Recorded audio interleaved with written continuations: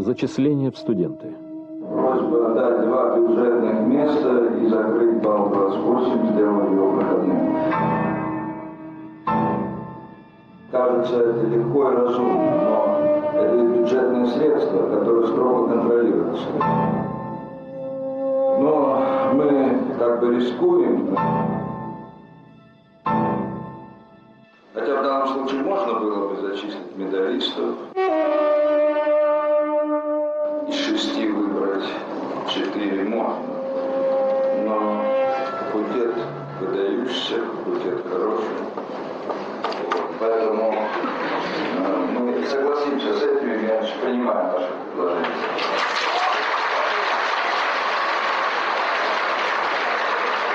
Поздравляю тех, кто зачислен с поступлением в лучший университет мира, Московский университет, и на лучший факультет Московского университета. Каждый год несколько тысяч молодых талантливых людей становятся студентами Московского государственного университета имени Ломоносова. Но представляет ли кто-нибудь из них, что, войдя в здание главного вуза страны, он невольно оказывается втянутым в одну из самых продолжительных войн? Эта война началась в прошлом столетии. В ней свои жертвы генералы и пехотинцы. Денно и нощно ее ведут 2 сверхдержавы. У обеих одно неизменное оружие. Но выиграет в этом поединке тот, кто умнее. Он и будет править миром. Сегодня мы называем это противостояние битвой интеллектов. А началось оно, как это ни парадоксально, с Гитлера, шифровок советских разведчиков и тщеславия диктаторов.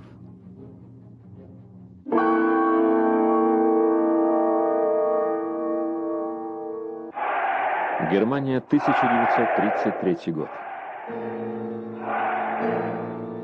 Через несколько лет после прихода к власти национал-социалистической партии Адольф Гитлер спросит у Йозефа Геббельса: а как обстоят дела с арийской физикой?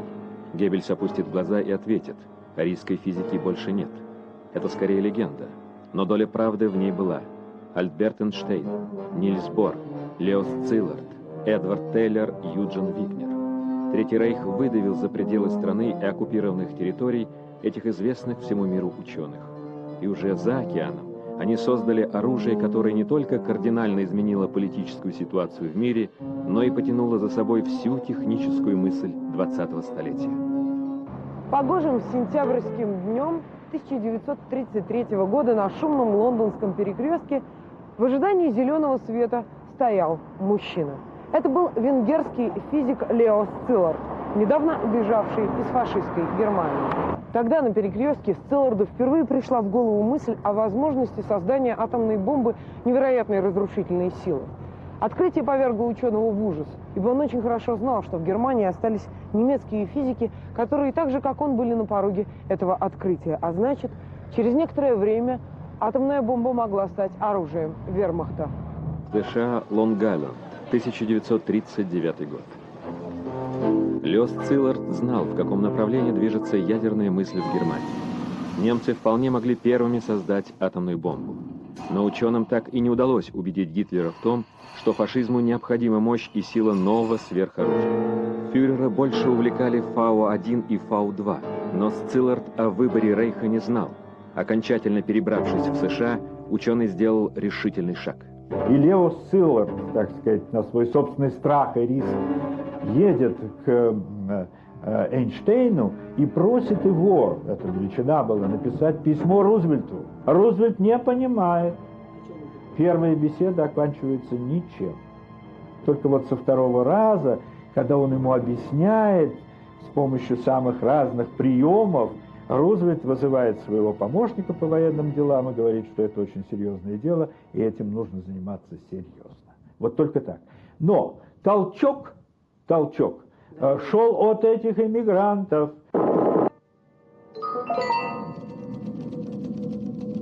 Из письма Лайнусу Полингу. Я совершил одну огромную ошибку в своей жизни, когда подписал письмо президенту Рузвельту о необходимости создания атомной бомбы. Но было и известное оправдание этому – угроза, что немцы станут ее обладателями. Альберт Эйнштейн. В штате Нью-Мехико в Лос-Аламосе создается атомная секретная лаборатория. Над так называемым Манхэттенским проектом начинают работать не только американские физики и европейские эмигранты. В результате политических договоренностей к ним присоединяются канадцы и англичане. Англия как бы аккумулировала вот весь этот интеллект, причем настроены, и это очень важно, настроены не просто на работу в области ядерной физики, а на упреждение Германии и агрессора, не просто уже потенциального, но реального агрессора, на упреждение его в отношении овладения самым страшным и мощным оружием. Американцы вовремя поняли, что научный потенциал – основа могущества любого государства. В Америку устремились ученые со всего мира. Сразу после революции туда из России переедут 3 будущих лауреата Нобелевской премии – экономисты Василий Леонтьев и Саймон Смит-Кузнец, а также химик Илья Пригожин. В 1919 году в США эмигрировал и Владимир Зворыкин, который в 1923-м создал там первое телевизионное устройство. В октябре 1933 года из Ленинграда в Брюссель на конгресс выехал с женой академик Георгий Гамов, крупнейший теоретик ядерной физики. Уезжая, он знал, что не вернется в Союз никогда. Сталин понял, что страна начала терять свои лучшие научные кадры. После бегства Гамова дорога на Запад советским ученым была заказана. Так профессор Игорь Курчатов, несмотря на многочисленные приглашения зарубежных коллег, только в 1956 году впервые выйдет за границу. Но до этого пройдут годы борьбы за научные открытия.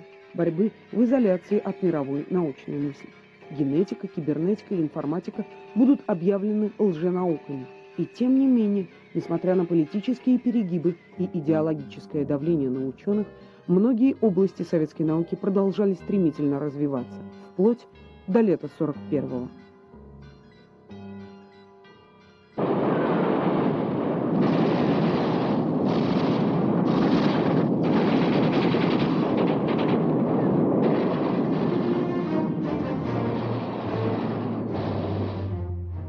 Как ни парадоксально, но любая война движет науку. На общую победу заработали лучшие умы страны. В кратчайшие сроки были доведены до промышленных конвейеров «Катюши» и танки Т-34. Ученые, находившиеся в заключении, также не остались в стороне. Член-корреспондент Академии наук Андрей Туполев отбывал наказание в ГУЛАГе. Для таких, как он, в свое время были придуманы спецтюрьмы, где ученые работали за курево, миску баланды и свидания с родственниками. Туполев и Сергей Королев в так называемой лагерной шарашке создали фронтовой бомбардировщик Ту-2 и проект нового ракетного перехватчика. Естественно, что в начале войны работа отдела ядерной физики Ленинградского физтеха была свернута. Курчатова с коллегами направили решать вопрос защиты кораблей от магнитных мин. Но до начала советской атомной эры оставалось чуть больше года. Москва, 1942 год. Советские резиденты в США доносят Сталину информацию о том, что работа над атомным проектом в Лос-Аламосе идет полным ходом. В Москве предполагают, что Манхэттенский проект в случае его успешного завершения может представлять реальную угрозу безопасности СССР. Более того, советские физики-ядерщики обратили внимание на тот факт, что в начале 40-х годов из европейской и американской научной литературы бесследно исчезла урановая тема. И третий фактор, который насторожил Сталина, это поведение союзников. Он понимал, что раз такая информация поступает к нему, что они между собой обсуждают эти вещи. А он не в курсе. А он не в курсе. Или его не ставят в курс дела, и делают это совершенно сознательно и преднамеренно, то он понимал, что это, понимаете, так сказать, не какие-то пустячки, а это очень важная вещь. Шел 43-й год. Позади остались Сталинград и Курск. Именно там удалось переломить ход войны, в том числе и за счет новых видов вооружений. В 43-м Сталин понял, что нужно гораздо активнее развивать ядерную индустрию. Но чьими руками? Многие физики сидели в лагерях. К тому же, в отличие от американцев, у нас не было возможности пригласить европейских гениев. Вся надежда была только на собственные кадры и научно-техническую разведку. Тогда в Москве была создана секретная лаборатория номер 2, во главе которой встал профессор Ленинградского физтеха Игорь Курчатов. К нему в лабораторию попали и многие ученые, которых срочно вернули из лагерей. Забегая вперед, скажем, что в течение всего атомного проекта ни один физик не пострадал от репрессий. Затраты на бомбу могли вдвое превысить все военные расходы. Берия колебался, нужно ли вообще СССР атомное оружие и какие дивиденды оно принесет. Ну, некоторые специалисты, историки вот нашего атомного проекта, и в том числе люди очень авторитетные, считают, что в какой-то степени произошло торможение именно благодаря тому, что сам Берия недостаточно воспринимал все это правильно. Германия, июль 1945 года. Во время Потсдамской конференции президент США Гарри Труман невзначай обронил фразу о том, что Америка обладает оружием небывалой разрушительной силы. Сталин сделал вид, что не придал этому факту должного значения. Труман подумал, что дядюшка Джо ничего не понял. Но Сталин еще в 1944 году был полностью информирован о Манхэттенском проекте, и фраза Трумана лишь окончательно подтвердила его опасения.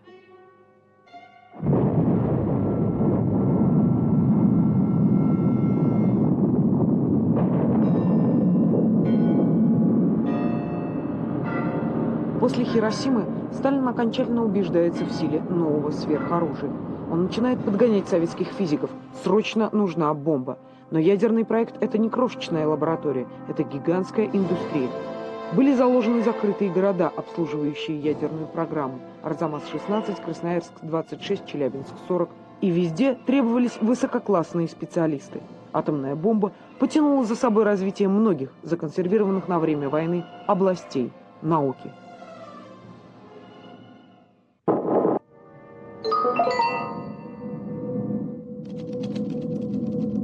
Совершенно секретно.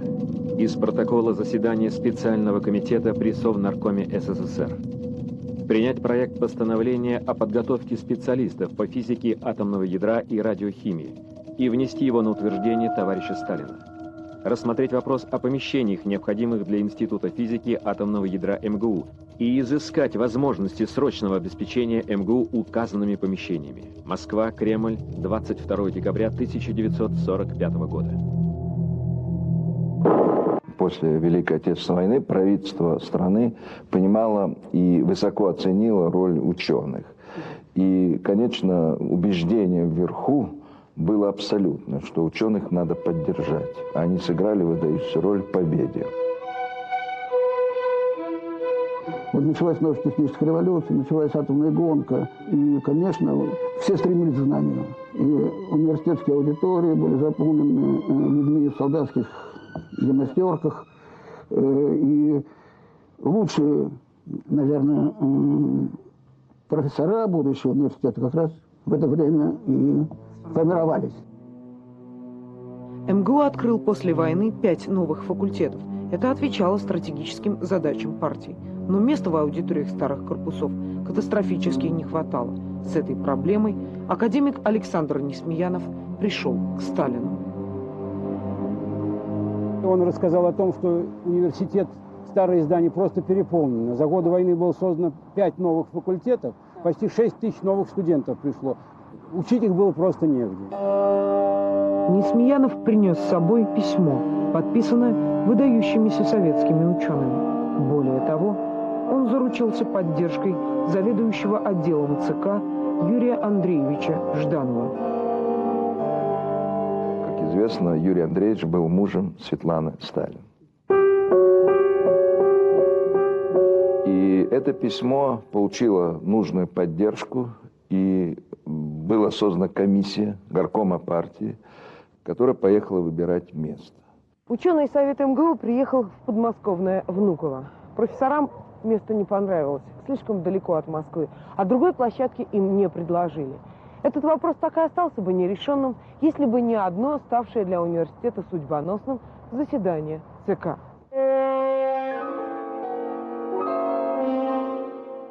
Сталин спросил у Микояна, а что строится на Воробьевых горах. И когда ему ответили, что там будет строиться гостиница, то вот Сталин сказал, что гостиница подождет, мы построим там университет.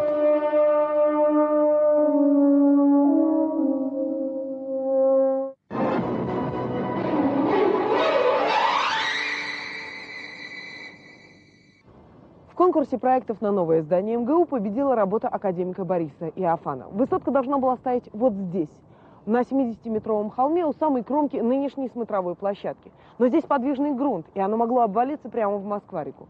Это Иофана не смущало. Он был дерзкий, гениальный и по-своему сумасшедший. Архитектор решил венчать здание университета гигантской статуей Ленина. Но кто-то из проектировщиков прозрачно намекнул, что при облачной погоде народу будет видно только то, что ниже пояса у вождя мирового пролетариата.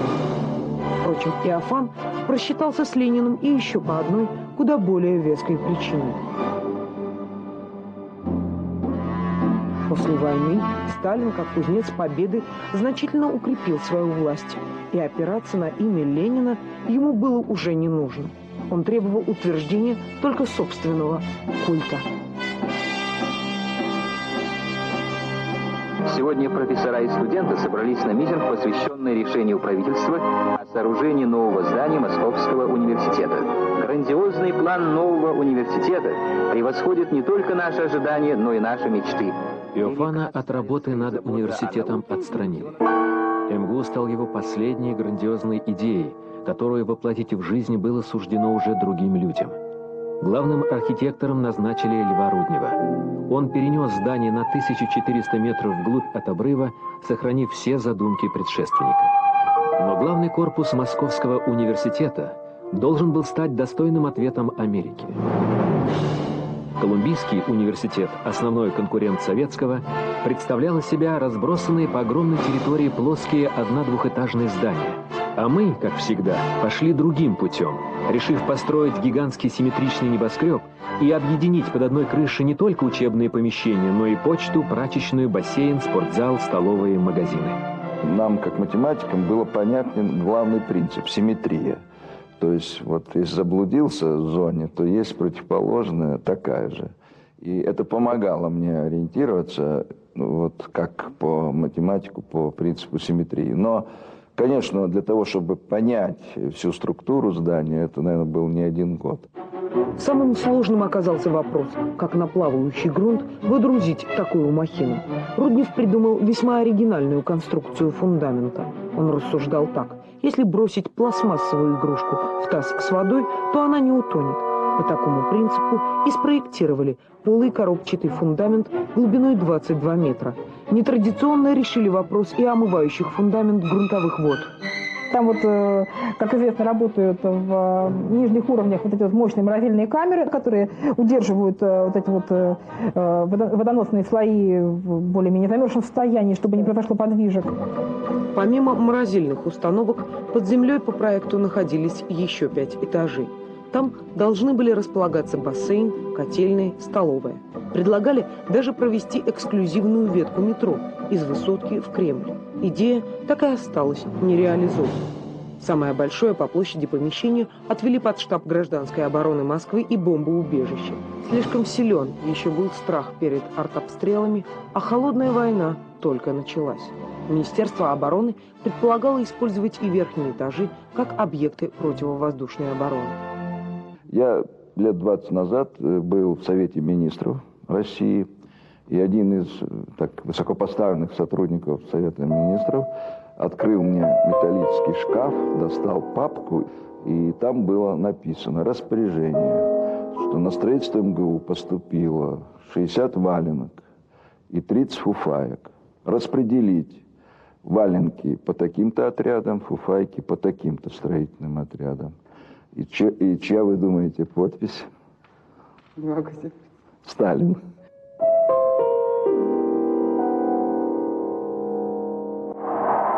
Всех советских людей роднят и объединяют чувство преданности социалистической... В начале 1949 года, пока на Воробьевых горах продолжали возводить новый корпус МГУ, физики готовились к проведению первых ядерных испытаний.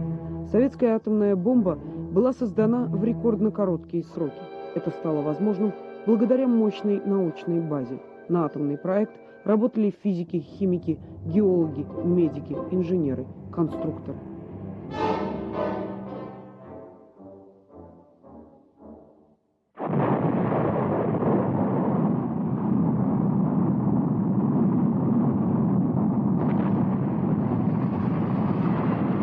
29 августа 1949 года в Семипалатинске было произведено первое испытание советской атомной бомбы, которую назвали «Реактивный двигатель специальный номер 1».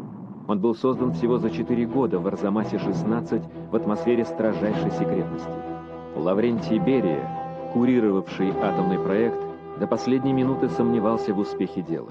Сразу после взрыва, когда ученые радостно обнимали друг друга, Берия позвонил Сталину и отчитался. Советский Союз стал членом атомного клуба, и этого никто не ожидал.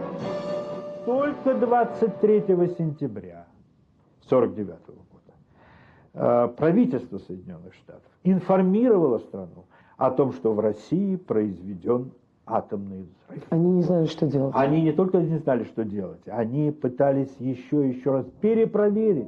Американцы были уверены в том, что русские не могли самостоятельно так быстро сделать бомбу, а значит, из США в СССР утекали секретные технологии. И это правда. Несмотря на железный занавес, советская разведка в Европе и за океаном работала очень активно. Капиталистический лагерь решил бороться с советским научно-техническим шпионажем. В 1949 году по инициативе НАТО был создан Международный координационный комитет КОКОМ. Работа КОКОМа была засекречена. Организация предотвращала вывоз в страны Восточного блока новейших военных разработок. Они прослеживали путь, например, продажи ЭВМ для атомных станций Индии. И как бы Союз потом не перекупил эти машины, но СССР уже владел главным атомным оружием, а все остальное можно было наверстать и самостоятельно. Начало атомной эры было положено, но одной бомбы мало. У американцев счет шел уже на десятки, поэтому Сталин требовал невозможного от всех, кто работал на ядерную отрасль. Досталось и строителям нового здания МГУ. Людей катастрофически не хватало. Страна Советов имела скрытый резерв. Это заключенные.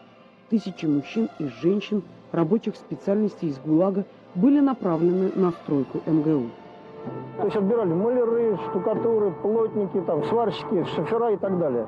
Их, значит, досрочно освобождали. Но с условием он давал подписку, что он отработает, значит, эти неотбытые годы заключения на строительстве МГУ. Заключенные не строили главное здание. Дело их рук, входящие в комплекс соседние факультеты. Зэков использовали лишь единожды на отделочных работах высотки. Тогда на 22-м этаже была создана импровизированная зона на 600 человек. Зэки не покидали свою воздушную тюрьму несколько месяцев. Один из заключенных пытался бежать вот оттуда, с 22-го этажа, и они якобы взяли фанеры, лист большой, и вот на этом листе фанеры он как на парашюте пытался спуститься за зону. Фанера или он? Да нет, видимо, в таких случаях всегда кончается дело плохо. Вот такие вот любительские полеты хорошо не кончаются. Он разбился. 1952 год. Сталин требовал, чтобы все кафедры и лаборатории МГУ были оснащены самым современным оборудованием. Но где его взять? Генералиссимус сам отгородил страну от всего мира железным занавесом. О закупке оборудования за рубежом речи идти не могло. Но было выделено 700 миллионов рублей, и правительство придумало хитроумную схему. В постановлениях Совмина говорится о том, что закупить через подставные фирмы при необходимости. Ну, то есть через кого-то, не для Советского Союза, может, что-то не продавали, а через кого-то, через нейтральных, через финнов, например, через шведов, через какую-то шведскую фирму закупить оборудование.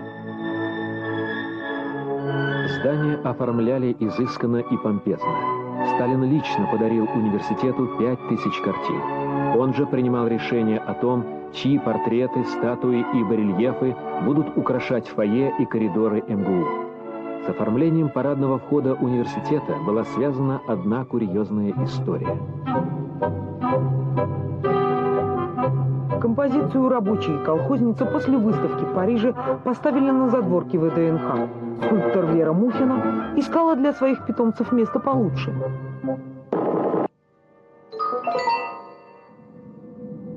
Лаврентию Берии, статуя «Рабочей и колхозницы», осталась стоять одиноко в стороне. Между тем, эта группа, символ Советского Союза, заслуживает более достойного места. Наиболее родственным ей по теме будет комплекс нового МГУ. Это место даст прекрасное обозрение статуи. Скульптор Вера Мухина. То есть он будет молодежь вдохновлять, мол, это там студенты, и вот ее там аргументы были такие, что там есть самое место. То есть, мол, и Ворошилов был согласен еще до войны, что ей там не место, этой скульптуре около ВДНХ. Берия с легкостью поворачивал реки вспять и решал судьбы тысяч людей. Но письмо Мухиной поставило его в тупик. Он не знал, что делать, и отправил послание скульптора на рассмотрение в художественную комиссию. Комиссия тут же заявила, что рабочие и колхозницы не имеют никакого отношения к МГУ, и пусть стоят рука об руку, где стояли. Берия согласился с худсоветом. На рубеже 40-х, 50-х годов страна отстраивалась заново. Люди из бараков переезжали в новые дома, отменили карточки, цены на промышленные товары были стабильными. У горожан появились холодильники и телевизоры. СССР по темпу экономического роста в то время даже опережал США и Великобританию. Довели до конвейеров огромное количество научно-технических изобретений. Не забывало государство и о науке, и о образовании. В 1950 году правительство выделило на просвещение более 5,5 миллиардов рублей. СССР вошел в число мировых лидеров по доле расходов на эту область. Строившийся в это время университет имел свой бюджет. Средств на отделочные работы главного вуза страны не жалели. Роскошное убранство должно было подчеркивать тот факт, что государство уделяло огромное внимание своему научному будущему. Купол ротондового зала украшает рубиновая звезда, отделанная золотом. 3 главных зала высотки оформляли по последнему слову техники и европейской моды. Актовый зал МГУ был создан по образу и подобию английского парламента. Берия пришел в университет и, входя в актовый зал, якобы он взялся за ручку и, пытаясь открыть дверь, оторвал эту ручку. Все ждали страшного разноса. Но Берия нашелся. Вы думаете, что я вас ругать буду? Нет, я просто такой сильный. Зал заседаний ученого совета – самое сердце МГУ. Здесь же кабинет ректора. Он оформлен малахитовыми колоннами, которые привезли из храма Христа Спасителя.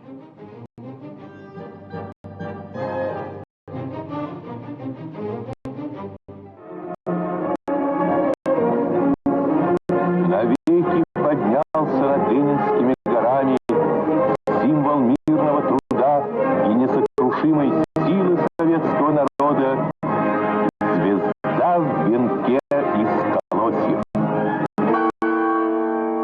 Сколько примерно? Мы можем подсчитать, сколько денег ушло на строительство? Почему примерно? Мы знаем смету строительства. Это 2 миллиарда 700 миллионов рублей в ценах 50-го года. Все остальные высотные здания, их 6, Так, которые построены, Так. обошли дешевле.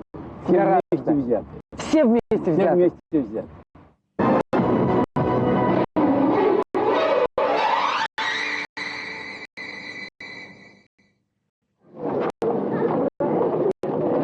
Сентября 1953 года. Задание партии и правительства выполнено. Открытие Дворца науки. За 3 года и 9 месяцев силами более 20 тысяч человек было возведено здание высотой 240 метров. Если задаться целью обойти все помещения высотки и постоять в каждом по 1 минуте, то на это потребуется целая жизнь. Идеологу строительства главного образовательного центра СССР так и не довелось разрезать красную ленточку перед его входом. Иосиф Сталин скончался за полгода до сдачи высотки в эксплуатацию. Парадоксально, но и Лаврентий Берия, курировавший весь ход строительства, тоже не присутствовал на открытии главного корпуса на Воробьевых горах. Берия был арестован незадолго до сентябрьского праздника, а в декабре 1953-го расстрелян. И очень скоро, после ввода в строй этого комплекса наша страна заняла лидирующее в мире положение в научно-техническом прогрессе. Очень скоро. То есть мы стали лидировать и в космосе, и полет Гагарина, и первые спутники. Это, конечно, результат в том числе и ввода вот этого комплекса в строй. Фактически это здание Это был рывок. решило судьбу российской советской науки. Фактически да.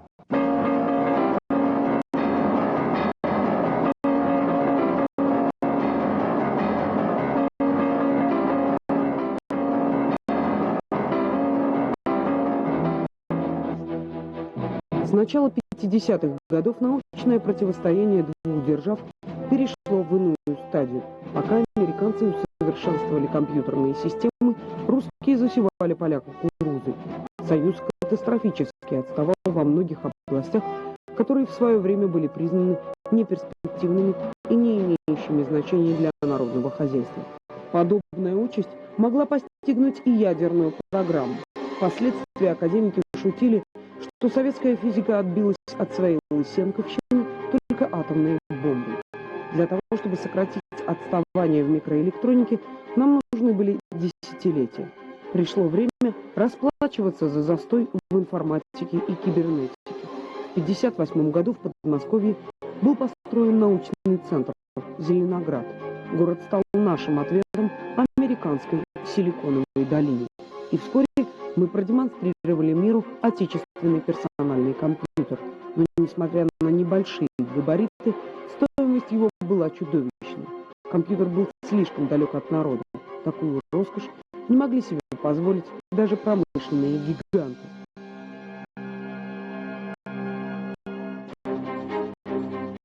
Крошечные платы никак нам не давались, но зато мы были впереди планеты всей в области космических и военных технологий.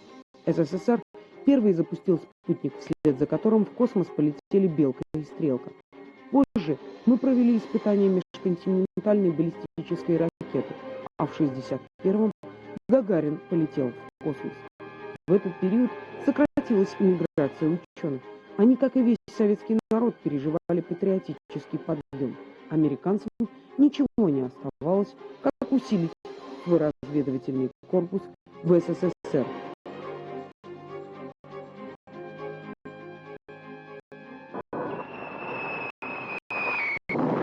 Война во Вьетнаме стала показательным эпизодом военно-технического противостояния между Штатами и Союзом.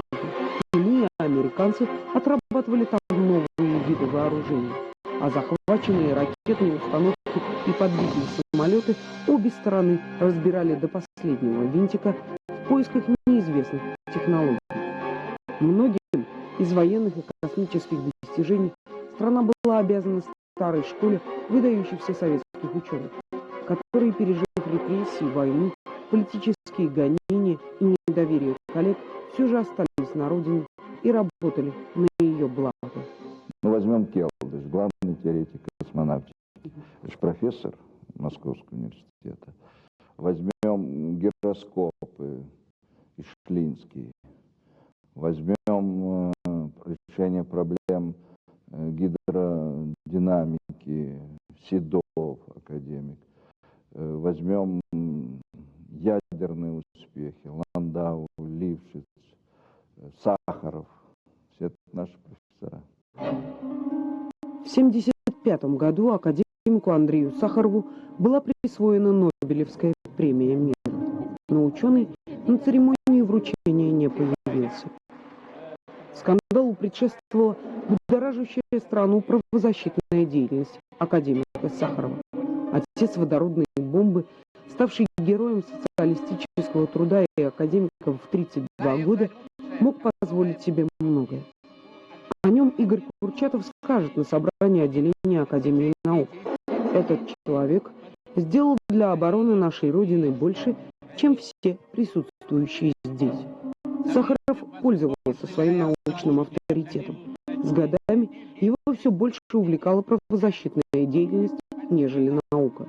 И тем не менее, американцы многое бы отдали за такого ученого. Понимая это, Андропов лично сделал все возможное, чтобы не выпустить за рубеж даже на вручение Нобелевской премии самую светлую и ценную голову советской науки, как он называл Сахарова. Я уважаю народ, который меня сейчас слушает. Я уважаю человечество. В 80-м году ссылка в закрытый тогда Нижний Новгород вообще перекрыла для академика все международные контакты. Нам трудно оценить общий вклад в науку Андрея Сахарова. Большинство его работ засекречено. Он являлся носителем государственной тайны, и выезд такого человека из страны представлял угрозу безопасности СССР. Сахаров находился под круглосуточным наблюдением КГБ. Его охраняли как зеницу ока. Чего тогда боялись? Ученого могли украсть. И такие эпизоды были. Известный советский физик Владимир Александров приехал в Испанию на международную конференцию. 1 апреля 1985 года он исчез в самом центре Мадрида. Александров должен был выступить с докладом, посвященным проблеме так называемой «черной зимы». Ученый рассчитал последствия нескольких ядерных взрывов и доказал, что мощные сажные облака станут препятствием для солнечных лучей. Это приведет к наступлению ядерной зимы и скорой смерти человечества. Коллеги в Москве в один голос утверждали, что Александров не мог сбежать на Запад. У него была прекрасная перспективная работа. Он часто выезжал за рубеж. Эта история так и осталась нераскрытой. Но слишком сильна версия, что физика выкрали. Его труды представляли огромную ценность для западной науки. Какие напрашиваются по итогам этих 2 дней работы выводы? Первое. Опыт работы орловчан подтверждает правильность выбранного нами магистрального направления на коренную перестройку. Александров стал последним ученым, на исчезновение которого обратили внимание в СССР. Со второй половины 80-х страну покинули более 200 тысяч деятелей науки. Это самая невосполнимая наша потеря. Но утечка мозгов в предшествующие десятилетия нас ничему не научила.